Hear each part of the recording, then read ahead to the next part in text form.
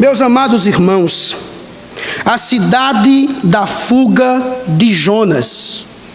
Talvez essa seja a primeira frase que vem à mente, acredito que de muitos de nós, quando escutamos falar da cidade de Jope. Amados irmãos, é por sinal lá, na cidade costeira de Jope, onde agora Pedro ele se encontrava. O interessante é que a semelhança entre essas duas histórias, ela não é superficial, mas na verdade, queridos, parecem estar incrivelmente entrelaçadas. E assim, irmãos, como no livro de Jonas, nós passamos a ver aqui Deus interessado em alcançar pessoas de lugares distantes, para além das fronteiras de Israel. E em Atos, Lucas, ele nos parece mostrar o mesmo, tanto na conversão dos samaritanos, como a do eunuco africano. Irmãos, Deus, ele deu um vislumbre do seu desejo de abraçar os de fora e abarcá-los no seu povo. E agora, a partir do capítulo 10, ele trataria de evidenciar isso de uma forma mais evidente e expansiva diante de todos. A cura de Enéas e a ressurreição de Dorcas, que estudamos na semana passada, seriam assim apenas um prelúdio daquilo que agora estava diante de Deus.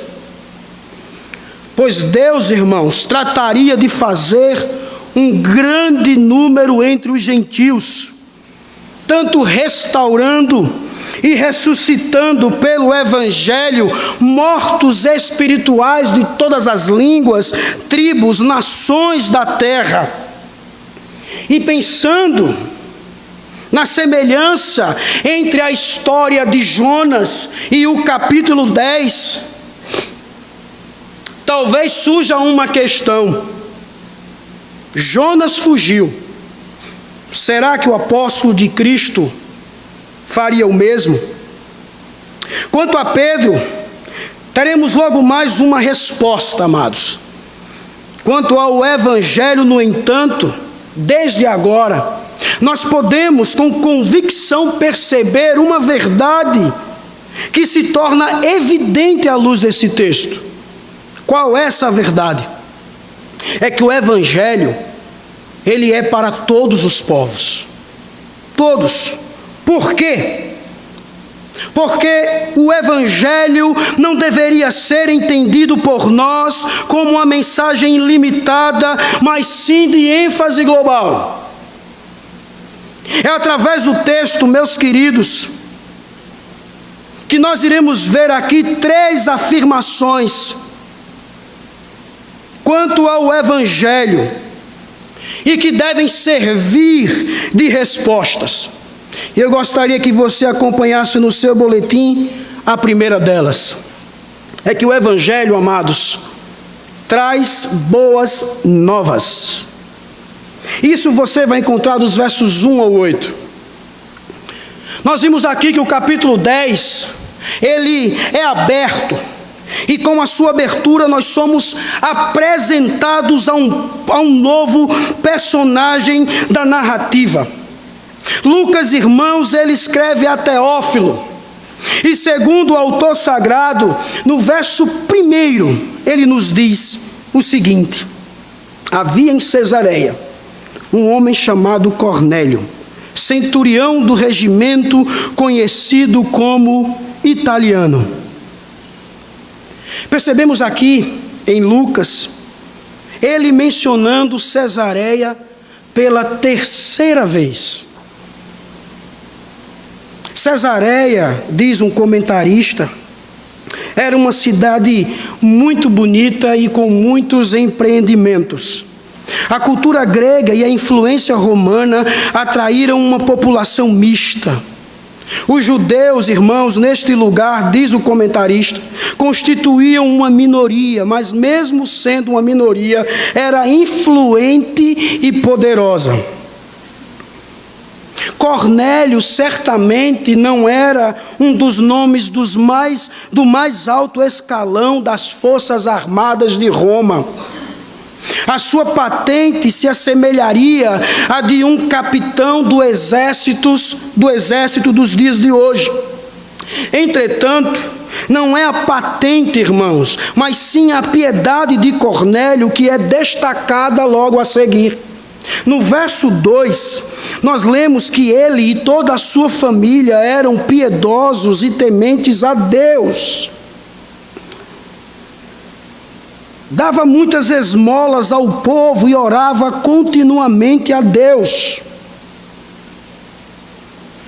Meus irmãos, em meio a um cenário onde os soldados, eles carregavam a fama de serem antipáticos para com os locais, o texto vai destacar Cornélio como um homem que era conhecido pelos judeus pela sua piedade evidente.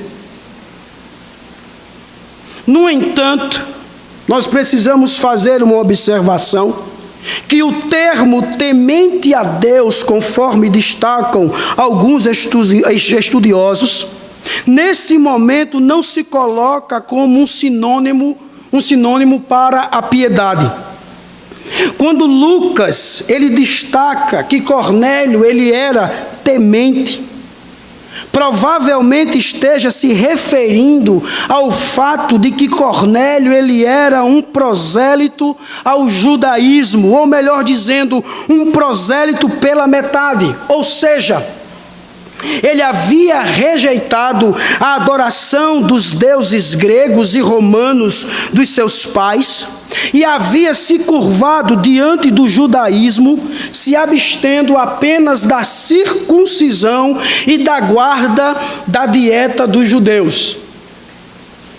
Provavelmente, os vários anos que nos separam deste momento histórico específico nos impeçam de sentir a intensidade do clima que pairava naqueles dias sobre a pessoa de Cornélio, gentios e judeus.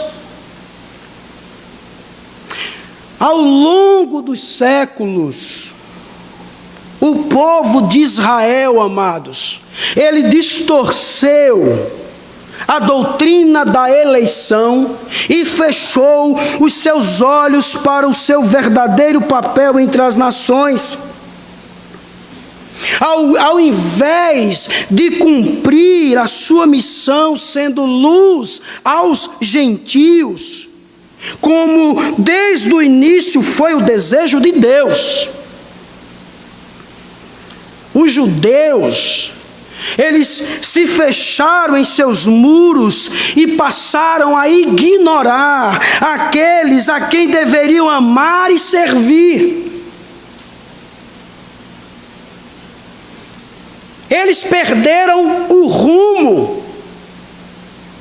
Passaram a achar que Deus basicamente tinha olhos e ouvidos somente para eles. Isso precisava acabar. Quem quebraria essa visão? O próprio Deus. Porque no verso 3, irmãos, nos diz que certo dia, por volta das 3 horas da tarde, ele teve uma visão. Viu claramente um anjo de Deus que se aproximava dele e dizia: Cornélio. Eis agora, irmãos, a boa notícia. Não foi apenas ao judeu Saulo, que o Senhor chamou pelo nome, como vimos no capítulo 9. Deus volta, irmãos, agora a um gentio. E ele faz o mesmo. E qual é a reação de Cornélio? o verso 4, irmãos, vai justamente nos dizer isso. Ele ficou atemorizado. Diz o texto, Cornélio olhou para ele e perguntou: que é, Senhor? Todavia o anjo continua dizendo mais. Deus não apenas sabia o nome dele, irmãos, segundo o anjo, mas o verso 4, parte B, nos diz que suas orações e esmolas subiram como oferta memorial diante de Deus. Olha o recado que Deus dá a este homem por meio de um anjo. Deus não só conhecia aquele homem pelo nome, mas o anjo diz a ele: olha, as suas orações e esmolas subiram como oferta memorial diante de Deus. Ao contrário, irmãos, do que os judeus pensavam, Deus, ele estava atento aos gentios. Mas não apenas isso, ele também estava recebendo as suas orações. Contrariando assim, irmãos, os judeus, os olhos de Deus nunca estiveram fechados para as nações. Eu queria, meu irmão, que você percebesse, no entanto, o que vem logo em seguida. É que o texto nos mostra que Deus estava atento às nações, e não apenas a uma etnia. Contudo, o que encontramos no verso 5 é ainda melhor. Não é apenas a atenção que envolve o relacionamento de Deus com outras nações, mas sim o plano eterno da salvação. Os versos 5 e 6 nos diz que agora mande alguns homens a Jope para trazerem um certo Simão, também conhecido como Pedro, que está hospedado na casa de Simão, o curtidor de couro que fica perto do mar. Por que, meu irmão, o apóstolo Pedro deveria ir até ele? Porque Cornélio precisava do evangelho para a sua salvação. As orações, a piedade e as esmolas de Cornélio eram boas, mas ainda assim insuficientes. A religião de Cornélio poderia ser sincera, e certamente era sincera. Todavia, ainda assim, estava incompleta. Cornélio, meu amado irmão, era um típico exemplo de um homem piedoso, mas ainda não salvo. E o que aconteceu após isso? O texto nos diz, no verso 7, que imediatamente homens são enviados a Jope à procura dos apóstolos. Meu querido, diante dessa porção da Escritura, podemos tirar algumas lições? Claro que sim. E a primeira dela é que Deus, Ele ama os estrangeiros. Quando lemos Deuteronômio, capítulo 10, verso 18, é dito: amem os estrangeiros, pois vocês mesmos foram estrangeiros no Egito. Como diz um comentarista, o amor de Deus extrapola os limites territoriais de Israel e se estende a todas as nações, alcançando centuriões das forças de ocupação romanas sobre a Palestina, como Cornélio. É importante aqui nós entendermos esse amor de Deus. Nós não podemos cair no erro de que o amor de Deus é manifestado pela piedade das pessoas, mas esse amor, ele é manifestado pela sua graça soberana. De fato, meu amado, entendemos que o homem ele é responsável por suas ações, e a piedade de Cornélio foi recompensada por Deus. Contudo, foi o amor de Deus manifestado na sua graça soberana que produziu a piedade de Cornélio e proporcionou a ele e a sua casa o caminho da salvação. Nós, assim como o povo de Israel no Egito, nós somos estrangeiros em terras estranhas. Sabe por quê? Porque a nossa pátria está nos céus. Devemos sim amar aqueles que não conhecem a Cristo, independentemente da nacionalidade, cor, sexo e qualquer outra coisa. Mas junto com esse amor, deve estar o empenho de levá-los ao conhecimento do Evangelho, irmãos.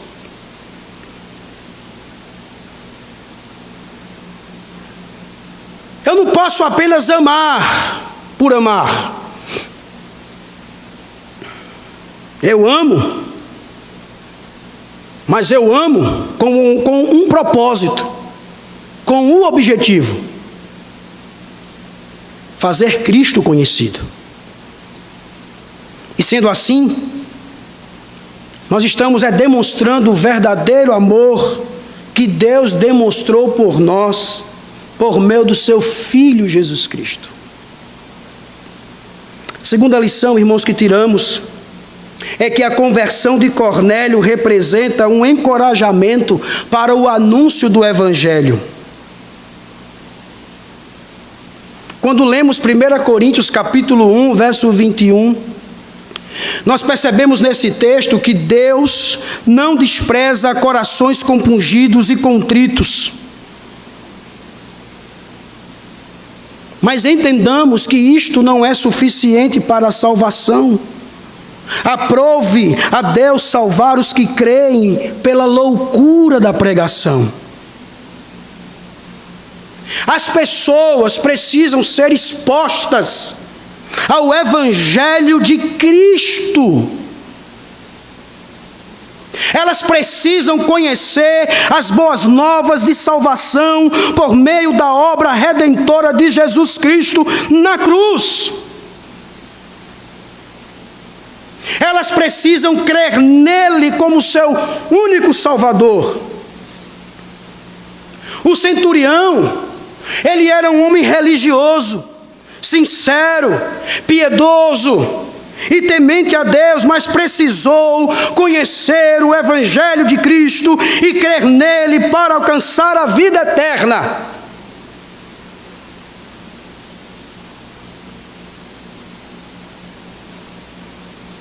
As pessoas que estão à nossa volta precisam conhecer isto.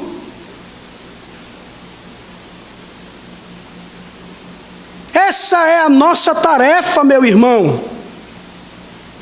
Essa tarefa Deus confiou a nós, que somos sua igreja.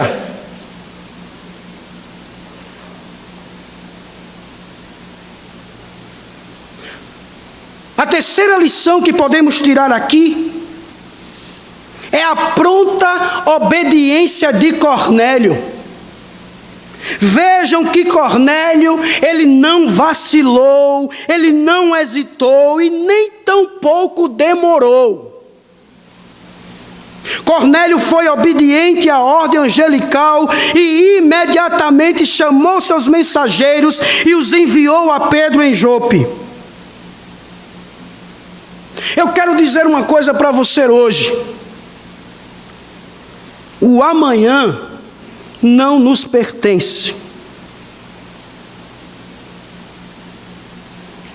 E essa é a razão porque não devemos demorar no que diz respeito às coisas espirituais, ou mesmo seculares. Especialmente, meu amado, quando o Espírito Santo nos fala mediante a palavra de Deus, devemos obedecê-lo imediatamente para o bem da nossa alma e daqueles que Deus colocou sob a nossa responsabilidade. Veja o que diz 1 Samuel capítulo 15, verso 22. Acaso tem o Senhor tanto prazer em holocaustos e em sacrifício, quanto em que se obedeça a sua palavra? A obediência é melhor do que o sacrifício, e a submissão é melhor do que a gordura de carneiros. Obedeça ao que Deus tem falado ao seu coração por meio da sua palavra. Não demore, não deixe para amanhã. Faça agora. Se Deus está falando com você por meio de sua palavra, obedeça. Esteja pronto para dizer sim, Senhor. E uma última lição, irmãos, vem com uma pergunta: qual a sua influência sobre as pessoas que lhe cercam? Vocês perceberam a influência espiritual de Cornélio no texto? Vocês perceberam a influência espiritual de Cornélio sobre os que viviam ao seu redor? Nos traz, irmãos, uma grande lição. Lucas deixa muito claro que a sua piedade era reconhecida e alcançava as pessoas. Nós vimos no verso 2 que ele era um homem piedoso e temente a Deus. E o texto diz: com toda a sua casa. A prova da influência espiritual de Cornélio é também o soldado que ele envia. O verso 7 nos diz que era um soldado piedoso. Vocês acham que este soldado aprendeu a ser piedoso com quem?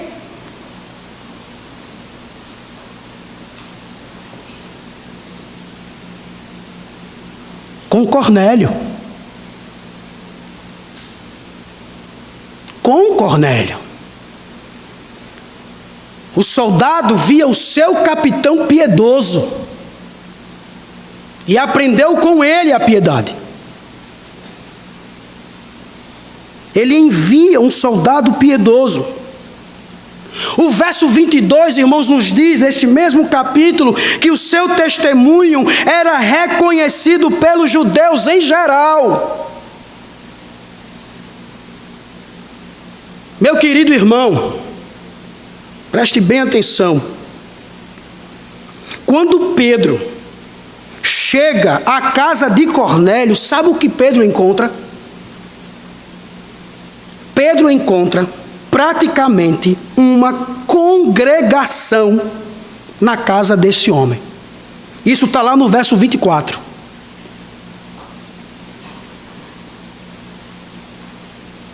Pedro chega na casa daquele homem e encontra uma igreja, uma congregação. No outro dia chegaram a Cesareia. Cornélio os esperava com seus parentes e amigos mais íntimos que tinha convidado.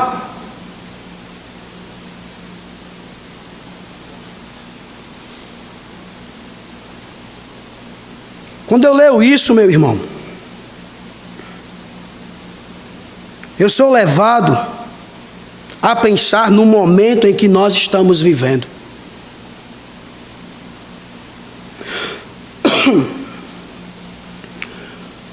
O que nós percebemos é que muitos cristãos não estão exercendo uma influência positiva na família, no trabalho, entre os amigos, entre os irmãos na comunidade e, por que não dizer, na sociedade em geral. Infelizmente estamos vivendo e vendo isso. A sua piedade e bom testemunho são reconhecidos por seus familiares, amigos, colegas de trabalho e nas demais relações sociais nas quais a providência de Deus de forma soberana lhe colocou.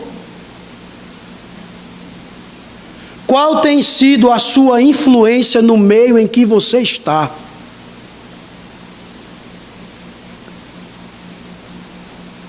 Quantas pessoas já foram conduzidas a Cristo por seu intermédio?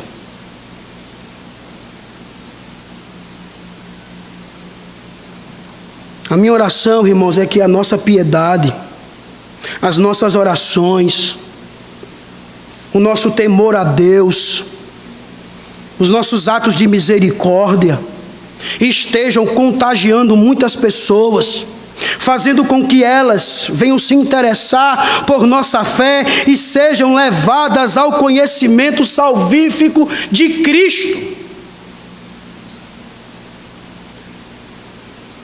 Meu amado, que Cornélio nos encoraje a uma vida que promova o Evangelho de Cristo, onde quer que Deus nos coloque. Tudo isso para a sua glória e para a honra dEle. Eu gostaria muito que você aplicasse na sua vida Mateus capítulo 5, versos 13 ao 16. Principalmente no tempo que estamos vivendo em nossa nação. Seja sal, seja luz.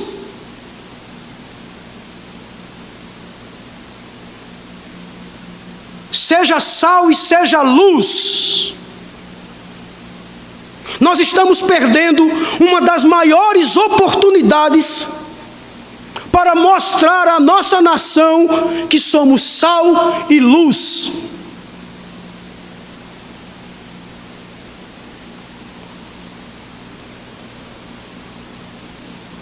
Isso nos entristece, irmãos. Cornélio nos ensina isso. Vamos influenciar aqueles que estão à nossa volta,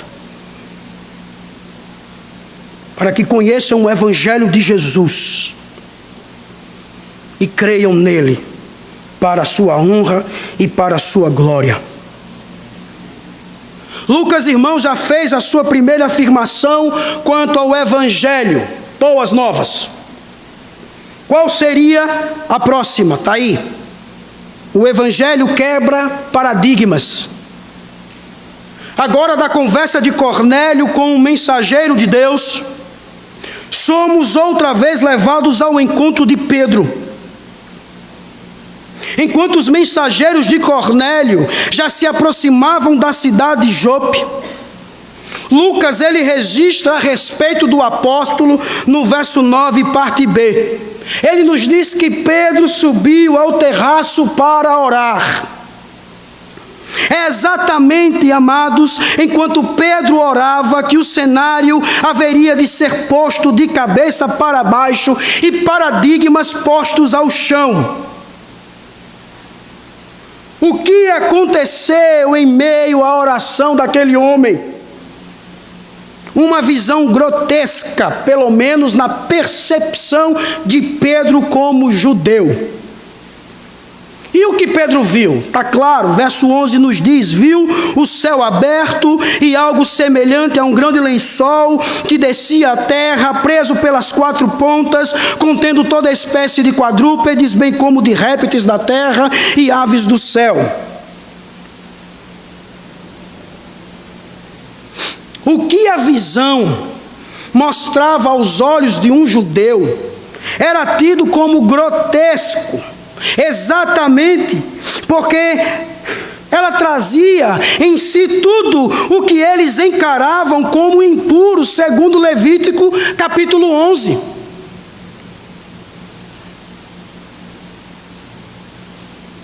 Por isso, irmãos, ainda mais assustador que a visão foi escutar a voz que lhe dizia: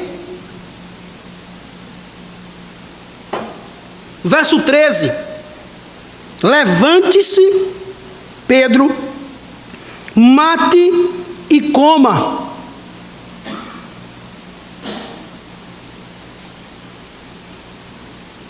Pedro não hesitou em responder. Pedro chega e diz: de modo nenhum, Senhor.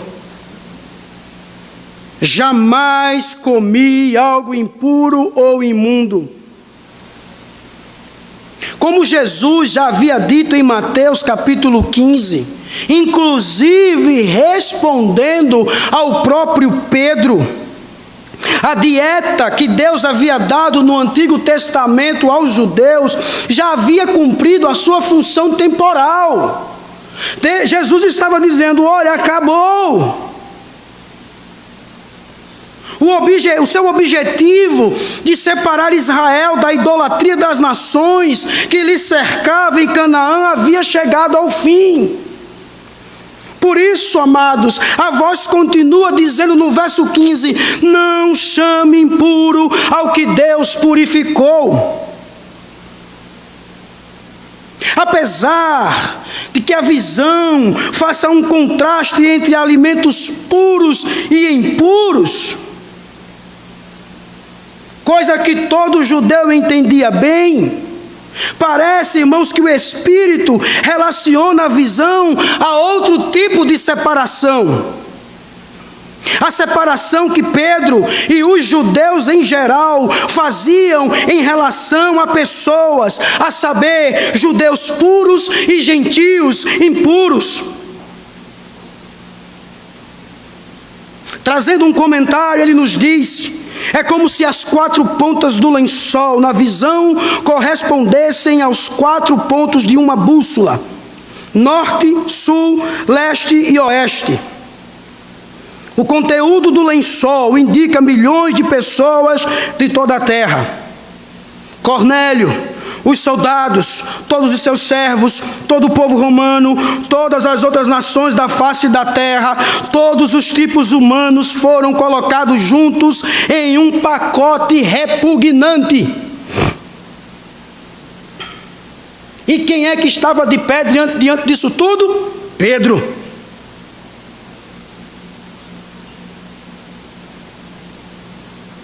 Pedro estava em pé, inspecionando todos eles e cuspindo repulsa e rejeição.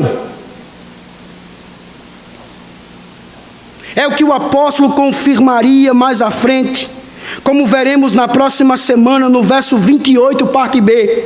Mas Deus me mostrou que eu não deveria chamar impuro ou imundo a homem nenhum. No entanto, amados, antes que os seus paradigmas fossem quebrados, era assim que aquele vivia. Pedro, ele agora estava percebendo as cores vivas de sua atitude fria em relação ao mundo, ou pelo menos em relação aos não-judeus. Milhares de pessoas estavam espiritualmente cegas como pedras, e ainda assim a resposta de Pedro era: de modo algum, Senhor. Será que por vez não nos parecemos com Pedro? Acredito que sim, meu irmão. Assim como Pedro, vez ou outra, eu e você acabamos abraçando uma espécie de narcisismo disfarçado. Como assim? Assim como Pedro, antes da visão, desejamos que todos sejam como nós mesmos, que façam como nós fazemos, pensem como nós pensamos, e caso isso não aconteça, o diferente passa a ser tratado por nós como impuro e logo se vê excomungado dos nossos círculos. Não é isso que muitas vezes acontece? Em igrejas inteiras, que não sabemos nada sobre seus nomes ruins que lhe demos, mas que estão em nossa lista de excomunhão. Denominações cristãs inteiras que sem nenhuma cautela passaram a ser vistas como impuras. Pessoas que foram mentalmente excomungadas por não concordarem com o nosso batismo, em nossa forma de ceia ou até mesmo nos candidatos que votaremos. Um comentarista, irmãos, de forma cirúrgica, ele escreve: nossas folhas são facilmente preenchidas com rejeições educacionais, raciais, culturais, espirituais e políticas, e clamamos: de maneira nenhuma, Senhor, elas não são meu tipo. Meu querido, que Deus tenha misericórdia de nós, pelas tantas vezes que tratamos outras pessoas com parcialidade. Que Deus nos dê outra vez o que necessitamos para sermos transformados.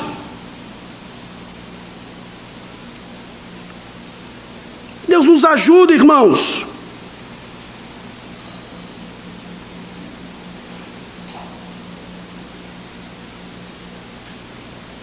O que é que nós precisamos?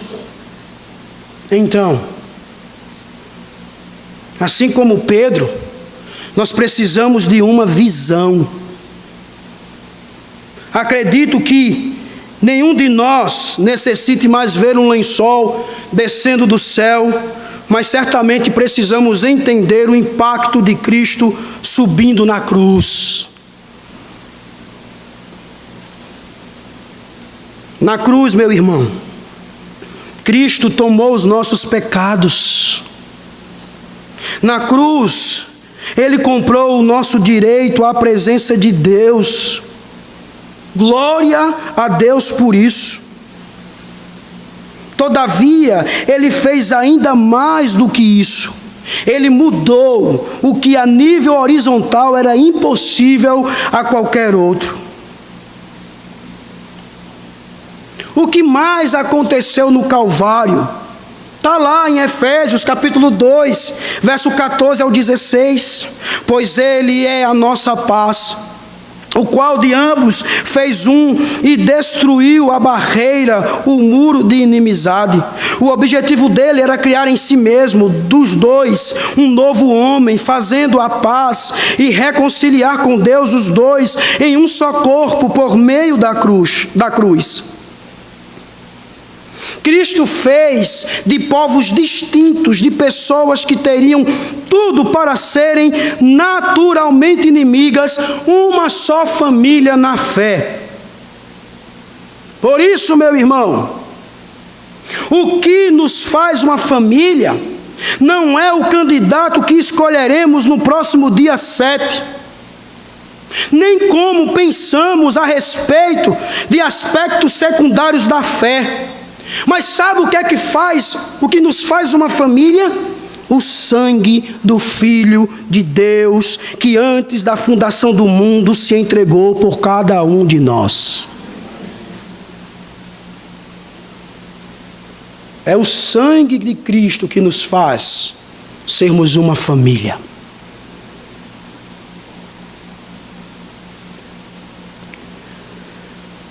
Não permita que nada secundário cause discórdia, confusão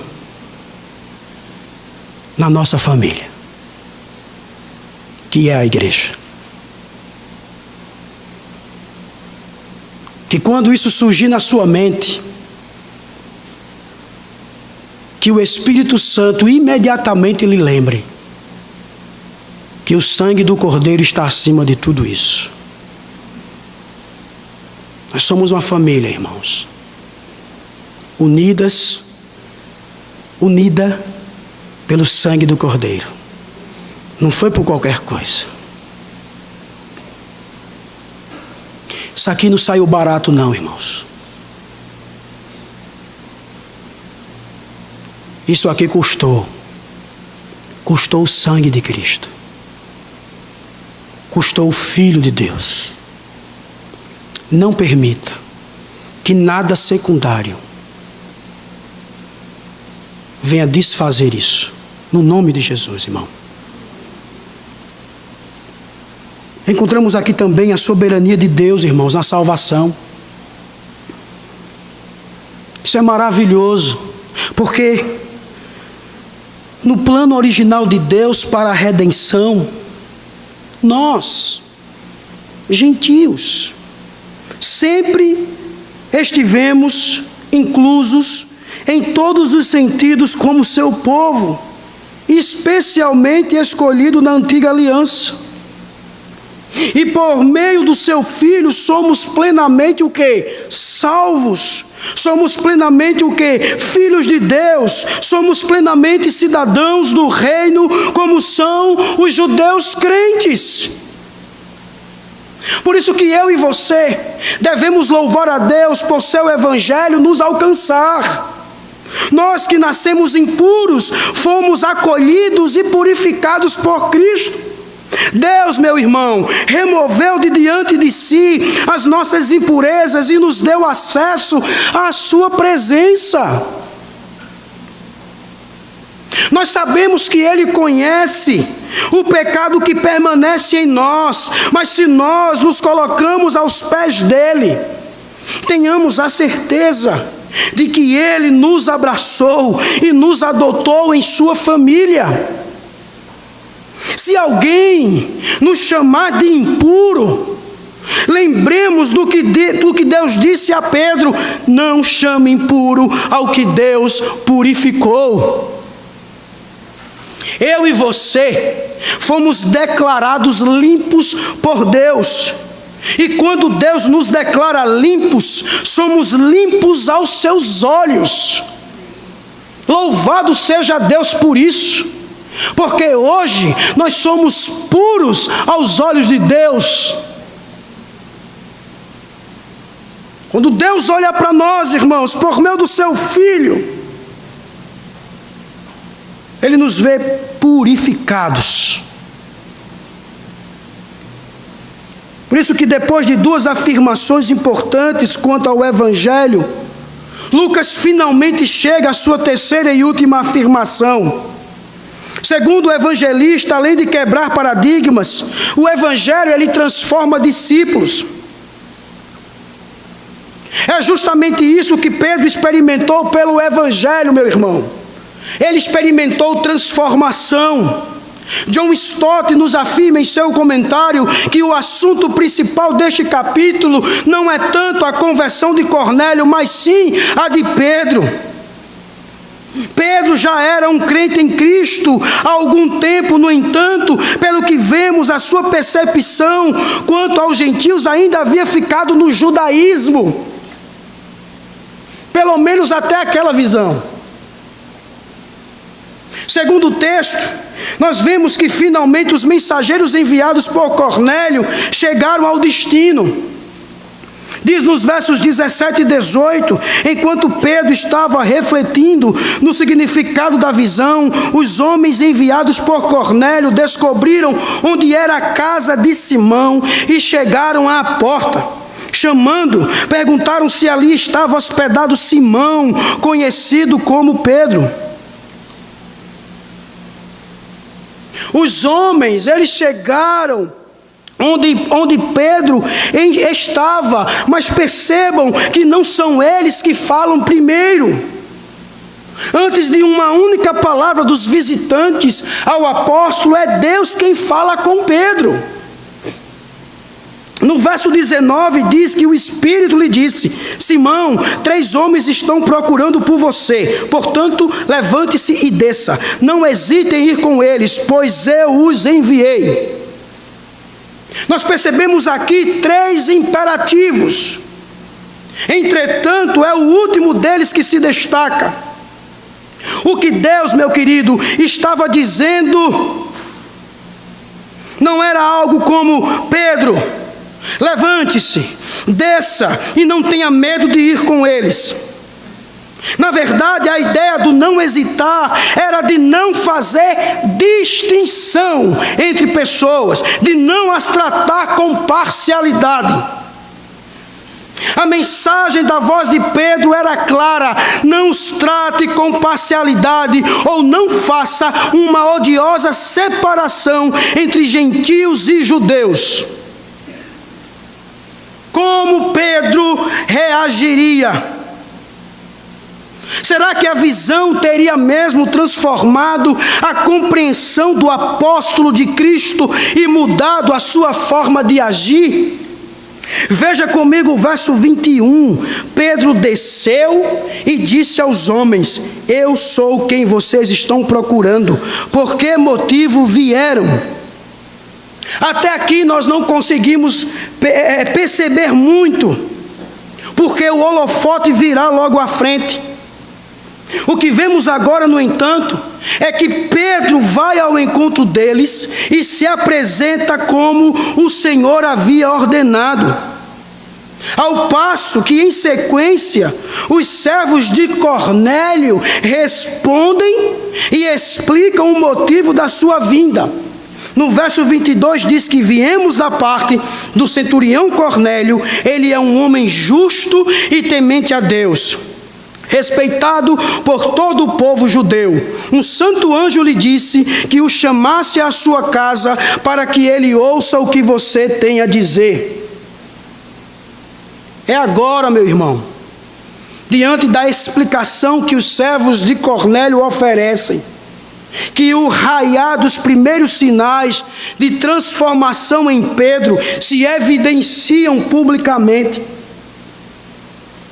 Lucas faz questão de registrar isso no verso 23. Pedro os convidou a entrar e os hospedou. Pedro não apenas falava com os gentios, tidos por impuros, o que seria um problema para um judeu. Pedro, que era judeu, agora conversava, dormia, comia e bebia com eles. Eis uma obra propriamente do Evangelho, meus irmãos. Transformação. Só o Evangelho faz isso. Não é o que eu e você deveríamos almejar também? Transformação do alto. Os olhos de Pedro para pessoas que eram diferentes dele começaram a mudar daquele momento em diante. E aí eu pergunto: como você tem olhado para as pessoas à sua volta? Você as tem considerado como possíveis herdeiras da graça? Atenção, as suas ações farão total diferença para elas. Se somos racistas, certamente as nossas vidas não serão um convite aberto para uma pessoa de pele diferente da nossa se aproximar de Cristo, mas sim para fugir dele. Se somos elitistas, pessoas com pouco dinheiro desejarão correr de nós. Se agimos com falsidade, tenhamos por certo, as pessoas não irão desejar a sua presença. Se vivemos em constante seleção, abraçando os parecidos e rejeitando os diferentes, nós estaremos negando diante dos homens a mensagem que pregamos e prestando um grande desserviço ao Evangelho. Por isso que esta visão, meu irmão, caia dos nossos olhos assim como caiu dos olhos de Pedro. A verdade sobre as pessoas com quem convivemos, as mais diferentes de nós, como disse C.S. Lewis, é que elas, depois do sacramento, são o objeto mais sagrado presente aos nossos sentidos. Aqueles a quem você hoje rejeita, pessoas que agora delas você deseja apenas distância, homens e mulheres sobre quem você diz: de modo algum, Senhor, por conta de Cristo, podem ser exatamente aquelas as quais Deus escolheu para estar eternamente ao seu lado. Por isso, se percebemos em nós algo que precisa mudar em relação às pessoas, pensando no Evangelho, e com certeza há muitas coisas em todos nós, vem uma pergunta: por onde então começar? Nós deveríamos começar pensando outra vez no Evangelho. Deus não nos aceitou, meu irmão, porque nós éramos bons, porque nós éramos sensatos, ou porque estávamos dentro de seus padrões. Nos padrões que costumamos avaliar as pessoas, todos nós fomos reprovados diante de Deus. Todos nós fomos reprovados. Deveríamos todos ser condenados por Ele. Por outro lado, como foi que Ele nos tratou? Para que não escutássemos o não de Deus quanto à nossa salvação, Cristo recebeu do Pai, sabe o quê? O sim, quanto à nossa condenação. Para que nós não passemos toda a eternidade como impuros. Cristo, meu irmão, bebeu a nossa impureza. Cristo, Ele assumiu os nossos pecados. E a sua ou a nossa devida condenação, Ele levou sobre si. Nós, logo nós, que éramos tão diferentes dele, Ele se entregou por nós. Por isso, meu irmão, que o Evangelho nos mostre que realmente somos irmãos, e dirija os nossos passos, mova as nossas conversas diárias, modifique as nossas vidas, que através de nós, a graça que de Cristo recebemos, transborde de forma abundante na vida de todos os servos de Cornélio, que Deus colocar em nosso caminho. Por isso eu quero concluir dizendo o seguinte: iniciamos dizendo que no livro de Jonas vemos Deus interessado em alcançar pessoas de lugares distantes para além das fronteiras de Israel. Em Atos, Lucas nos mostra o mesmo. E aí perguntamos: Deus ainda está interessado em alcançar pessoas? Claro que sim. E quem Ele escolheu? Ele, irmãos, nos escolheu e nos chamou para isso. Hoje, captamos o sentido da expressão do Evangelho, da expansão do Evangelho. O Evangelho é para todos os povos. É somente o Evangelho, meu amado irmão, que traz boas novas. É somente o Evangelho que quebra paradigmas e transforma. Que como cristãos, eu e você levantemos essa bandeira e que essa seja a nossa missão. Pregar o Evangelho a todos os povos, sem fazer distinção, sem fazer separação. Olhar para o nosso próximo como aquele que é a imagem do Criador. E nos aproximarmos dele, amá-lo com um propósito: pregar o Evangelho, falar de Cristo a cada um deles. Esta é a nossa missão. Deus nos chamou, Deus nos escolheu para isto. Que Deus nos ajude, irmãos. Que Deus nos abençoe.